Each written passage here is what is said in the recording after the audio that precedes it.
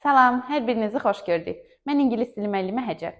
Bugün sizə artikel mövzusundan uşaqların ən çox səhv saldığı bir hissəni qeyd edəcəm. Baxın, biz artikeli izah edəndə deyirik ki, have-lə olan ifadələrdə əsasən artikeldən istifadə edirik. Məsələn, have a bath, have a call, have a walk, have a shower, have a look və s. kimi ifadələr, yəni feillərin bir növ have-lə işlənən forması işlənəcək artikeli ilə mütləq.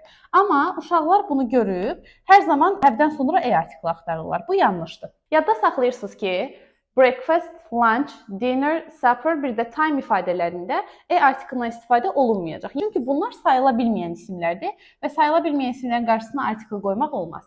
Bir istisna hal var ki, siz o zaman bu sayılmayan isimlərin qabağına artikel qoyacaqsınız.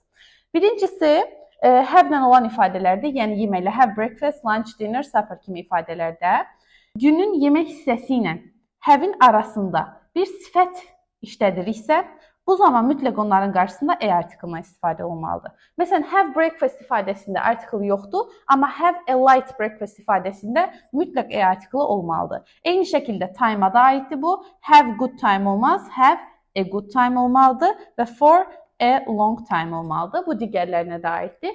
Amma bu o demək deyil ki, bütün sayıla bilməyən isimlərin qabağında sifət gələndə artikel olmalıdır. Xeyr. Əsasən yadda saxlayacaqsınız bu ifadələri. Bunların qarşısında sifət gələndə mütləq artikel olmalıdır.